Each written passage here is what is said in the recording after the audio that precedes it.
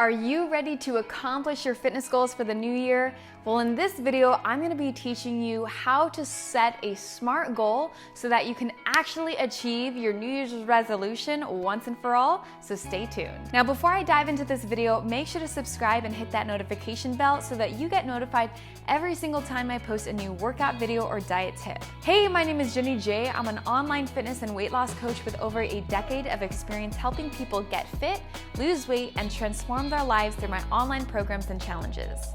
And in this video, we're going to be talking about how to set a SMART goal for the new year.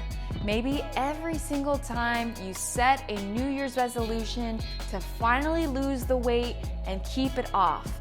But so often we forget about our New Year's resolutions and we fall off the bandwagon just a few weeks after we've set the goal.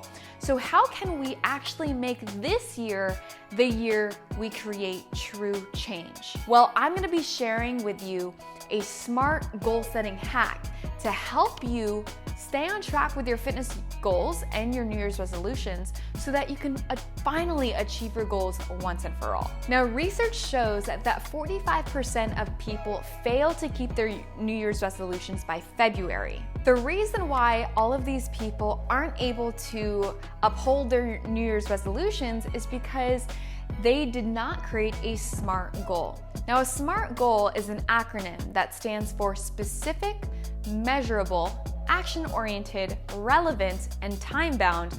And I'm going to be going through all 5 of those elements to help you create your own SMART goal. Now, for those who created SMART goals, in a research study, they found that 76% of those people who wrote their goals down and created a concrete action plan, in addition to holding themselves accountable with a friend or a family member or some kind of coach, were able to actually remember their goal and accomplish it. This result is 33% higher than those with unwritten goals. So it's going to be very important that you whip out a piece of paper and pen and write down a SMART goal with me right now. The first element in a SMART goal is specificity. So we need to create a specific goal that we know exactly how to achieve. A bad example is, I want to lose weight. The reason why is because we don't know actually how much weight you want to lose. Do you want to lose 1 pound? Do you want to lose 10 pounds? Or do you want to lose 100 pounds? The more specificity you have in that goal, the better. The second element of a SMART goal is measuring. So you need to be able to measure the progress in order to achieve the goal. How are you going to track your daily, weekly, monthly, and even quarterly goal? What measurements are you going to create to know if this goal if the actions that you're creating are working or not working? So are you going to be taking progress pictures? Are you going to weigh yourself? Are you going to be tracking your food intake by either downloading a food tracking app or using a food journal? Are you going to take body fat measurements? Are you going to take girth measurements? Are you going to go to the doctor and get your blood work done? I don't know what goals you have, but the more measurements that you can have, the better of a picture you're going to get on whether or not your actions are moving you towards or away from your goals. And that brings me into the third element of a SMART goal, which is making sure that it's actionable or action-oriented. What steps or what actions are you going to do to achieve this goal? So let's say you're setting a goal to lose 20 pounds, okay? So you've decided that you're gonna measure this by tracking your weight every single week and tracking your food intake by writing it down in a food journal. Those are actions that you're going to be taking. Now, what else are you going to do? Are you going to add more vegetables into your diet? Are you going to start a workout routine? Are you going to start eating, a healthy breakfast and replacing your eggs and bacon and cheese with a green power smoothie? Are you going to get more sleep? Are you going to try to move more throughout the day? Are you going to add a nightly walk with a dog? Think about all of the actions that you can do to achieve this goal. Now, you might not do all of them, but Giving yourself a mind dump or a brain dump of all the potential actions that will help you achieve this goal will help your brain to start thinking of all of these ideas, all of these things that you can do to achieve your goal, and that's gonna get you excited and give you momentum to start working on that goal. The fourth element is R. So is your goal realistic and or relevant? So many times, depending on who you ask, the R stands for either of these, but I like realistic because sometimes when we set a goal, it's sometimes unrealistic for our given situation. So for example, let's say I'm 200 pounds and I set a goal to lose 10 pounds. That's a very realistic goal given your starting point.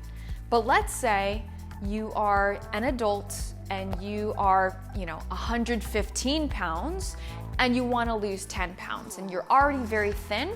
That might be an unrealistic goal. I'm not sure, but you need to make sure that it's realistic for you given the time frame that you are trying to achieve it.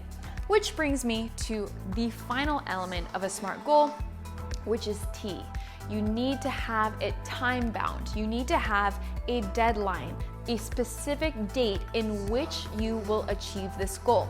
So let's say you're starting your New Year's on the right foot, January 1st, you're starting your fitness routine, you're starting to meal prep, you're starting to add in more movement throughout the day and taking your daily walks. At what point do you want to see that 10-pound weight loss? Are you going to give yourself 4 weeks, 8 weeks, 12 weeks, even more? Once you create that time-bound date in which to achieve it, you can start reverse engineering your goal and figuring out at what point do you need to be at a certain weight. So for example, let's say you want to lose 10 pounds in 8 weeks. If you give yourself that much time, that's about a 1 pound weight loss every single week, maybe just a little bit more. So you'll know that by the 4-week mark, you should have lost around 5 pounds. And then the next 4 weeks, you'll lose the additional 5 pounds. So that gives you a really good understanding of how aggressive you need to be reaching your goals or how conservative you want to be. It gives you a great pace in which to accomplish your goals. And if you have good measurements in place, you'll know whether you're on track and hitting that goal by the deadline or not. So that is how you create a SMART goal. It needs to be specific. It needs to have measurements. It needs to be action-oriented. It needs to be realistic given your environment and your lifestyle and where you're starting. And it needs to be time-bound. You need to have a deadline in order to achieve it so that you can reverse engineer and see if you're on track. Did this help? Let me know if it did. And to give you some accountability, I want you to write your SMART goal in the comments below. So let me know what New Year's resolution or goal that you are accomplishing so I can root you on. If you like these videos, make sure to subscribe and check out these videos here for more diet tips and inspiration.